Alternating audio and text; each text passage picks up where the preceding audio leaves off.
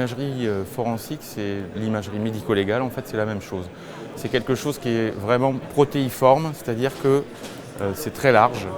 Ça implique de l'imagerie sur les vivants et également sur les morts. Donc sur les vivants, ça peut être dans le cadre d'estimation d'âge de personnes.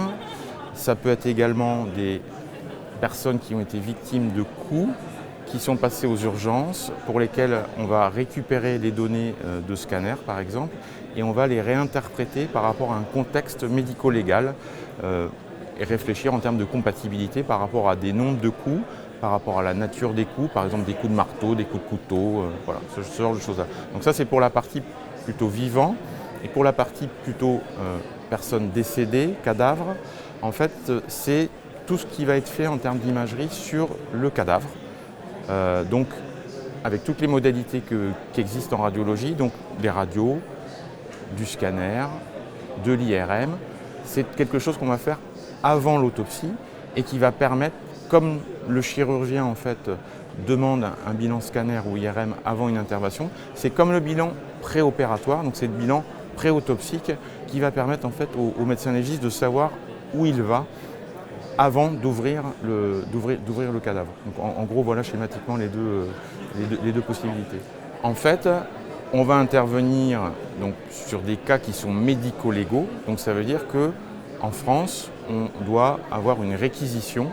C'est-à-dire que c'est le magistrat ou un officier de police judiciaire qui va nous réquisitionner, donc nous missionner par rapport à une question qui se pose. Et en fait, nous, en tant qu'auxiliaire de justice, on répond aux questions posées par le magistrat parce que lui n'a pas les compétences, notamment les compétences médicales, pour le faire. Donc, voilà le contexte en fait, dans lequel on se trouve. Alors les évolutions, elles sont liées principalement à l'imagerie. Donc en fait, elles suivent en fait les évolutions de l'imagerie classique, clinique. Donc en fait, il y a l'intelligence artificielle qui très certainement changera beaucoup de choses. Les différents modes de reconstruction 3D qu'on connaît déjà, où vous avez notamment tout ce qui est la cinématique et la global illumination qui vous donne en fait des aspects pseudo-cinématographiques de reconstruction 3D, donc de cadavres, d'os, de projectiles d'armes à feu, où vous avez vraiment cette vision quasi cinématographique en fait, du corps, du cadavre et des os. Donc ça c'est absolument fabuleux. On a vraiment l'impression que c'est quelque chose de virtuel alors qu'en fait c'est quelque chose qui est réel puisque c'est basé sur l'acquisition les rayons sur le cadavre. Donc c'est la vraie personne mais on a l'impression que c'est une modélisation en fait.